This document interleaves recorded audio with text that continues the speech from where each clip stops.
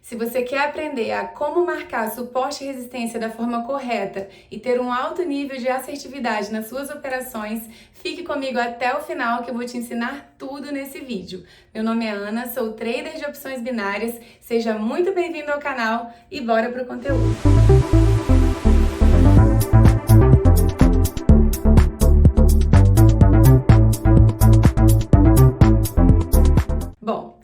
Começar, pessoal, eu queria explicar um pouco sobre o conceito desses dois termos chamados suporte e resistência, porque eu sei que tem muitos iniciantes aqui assistindo a esse vídeo, beleza? Bom, vou desenhar aqui no quadro, tá? O nosso gráfico. Então, imaginem que aqui eu tenho a tela da nossa corretora, tá? Vou logo avisando que eu não sou muito boa com desenhos, mas enfim, vamos lá. Aqui eu tenho o preço acontecendo, né? Eu tenho o preço dos ativos aqui acontecendo, nesse ponto aqui, né? Velas de baixa, velas de alta, beleza? Velas de alta, show. Desenhei aqui alguns candles, tá? Imaginem que aqui é a tela da corretora e eu tenho o preço acontecendo aqui neste momento, tá?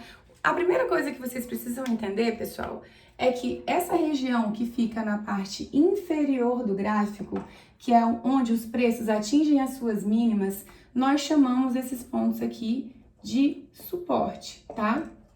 Por que nós chamamos essa região de suporte? Existem duas forças que dominam o mercado financeiro, força compradora e força vendedora. Vamos pensar, por exemplo, como se fosse a lógica das ações. Quando o investidor ele vai comprar uma ação, qual que é a primeira coisa que ele vai avaliar? O preço dessa ação, se ela está barata ou se ela está cara. E, obviamente, ele só vai comprar aquela ação se ela estiver com preço baixo, para quê? Para que quando ela ficar mais cara, ele venda e faça assim o seu lucro.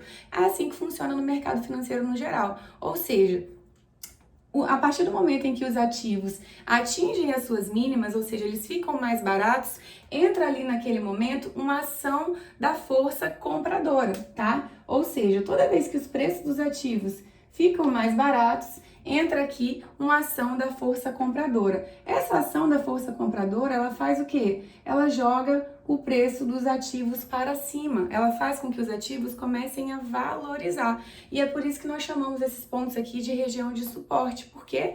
Porque toda vez que os ativos eles atingem essas regiões, eles não têm força para romper e eles tendem a suportar aqui nesses pontos por causa da força compradora que está agindo ali naquele ponto, empurrando o preço dos ativos para cima, beleza? A mesma coisa acontece, pessoal, nas regiões extremas do gráfico, tá? Nas regiões máximas do gráfico, que nós chamamos de resistência, tá? Resistência.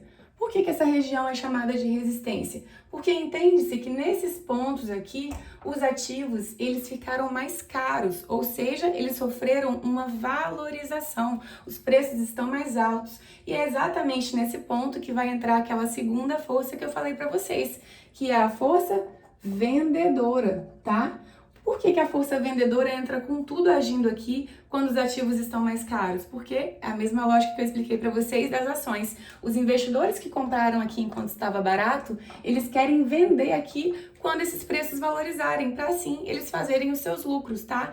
Então é nesse ponto aqui, onde os preços atingem as suas máximas, que entra a ação da força vendedora, fazendo o quê? Empurrando o preço desses ativos para baixo, tá? Então, o que eu preciso que vocês entendam agora para a gente poder começar o nosso conteúdo?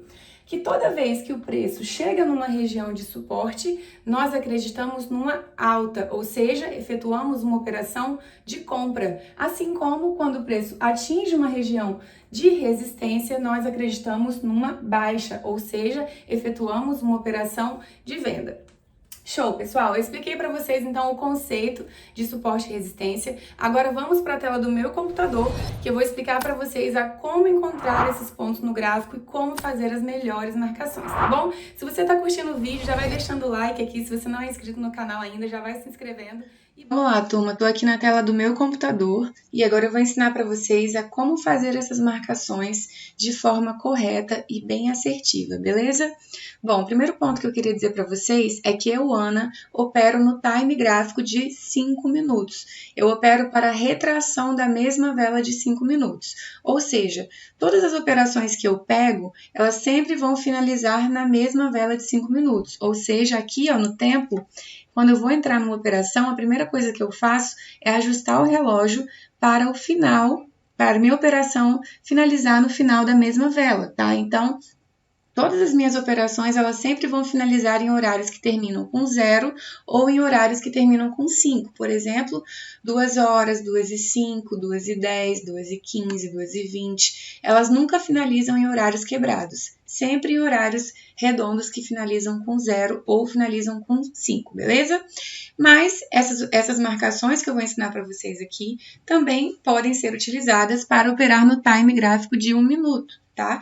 Se eu fosse operar 1 minuto, como que eu faria aqui? Eu jogaria aqui o período de vela para 1 minuto, tá?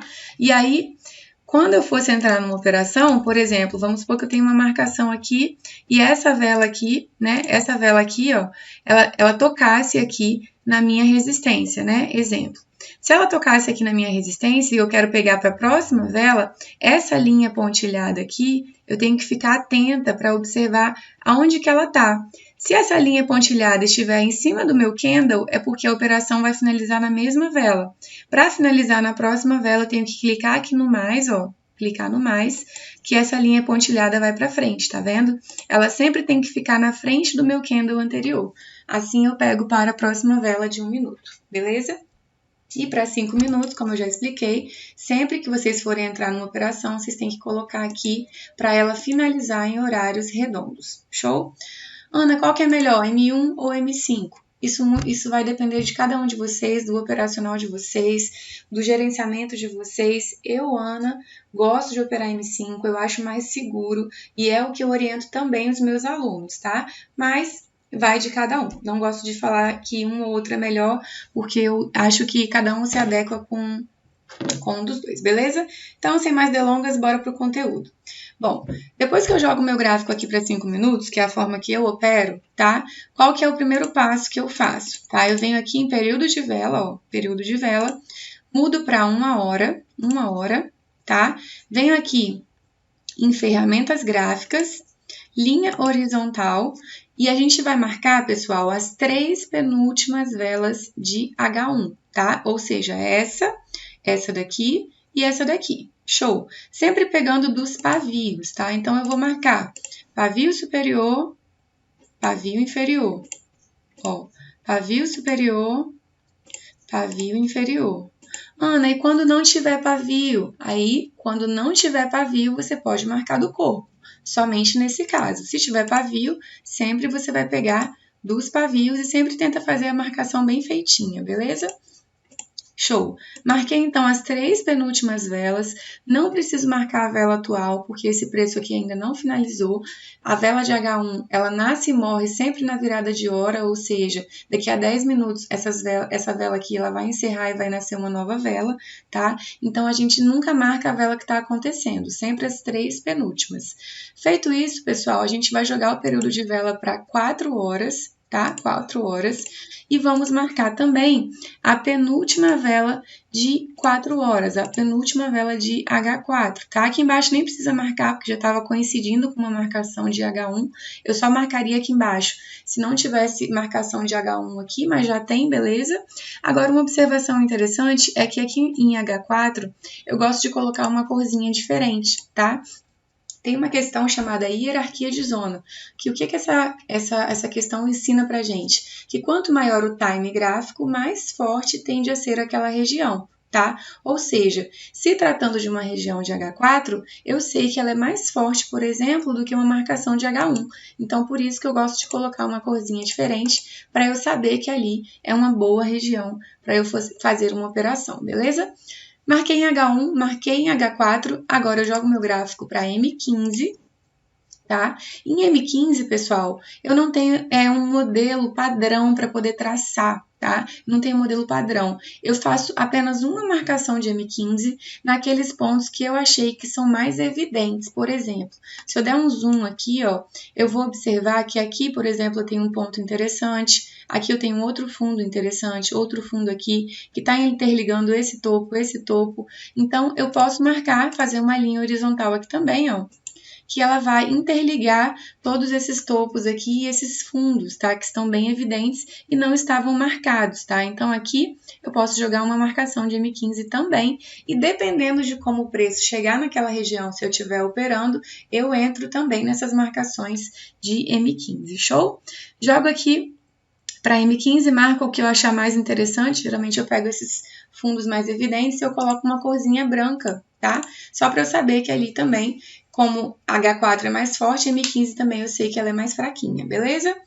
Essa questão das cores, pessoal, não tem nada a ver, assim, em relação o operacional de vocês, é uma questão minha, tá? Mas se vocês quiserem marcar tudo da mesma cor, não tem problema nenhum, beleza? Já fiz as minhas marcações, tá tudo perfeito aqui pra mim.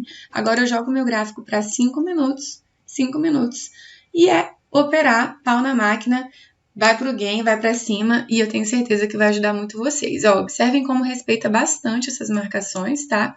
Respeita bastante mesmo. E uma outra coisa muito importante que eu não posso deixar de dizer também é o seguinte, essas marcações, pessoal, elas são feitas no time de 1 hora H4 e M15, tá? O que é obrigatório vocês fazerem toda vez que vocês estiverem operando? Virou a hora aqui, ó, agora são 14h52. Quando der 15 horas, o que eu tenho que fazer? Eu venho aqui, ó, apago tudo e refaço novamente, tá? De hora em hora, vocês precisam apagar todas as marcações e fazer novamente. Por quê? Porque vai nascendo novas velas de H1, tá? Então, para vocês não ficarem operando em zonas saturadas, em zonas que já estão muito tempo ali sendo trabalhadas, é muito importante que vocês lembrem de refazer essas marcações toda virada de hora, beleza? Então é isso, espero que vocês tenham curtido.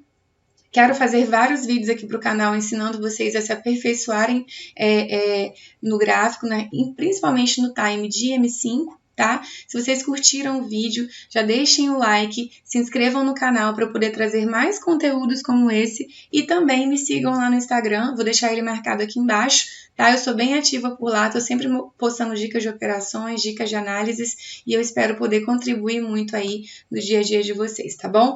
Gratidão, tamo junto e até a próxima!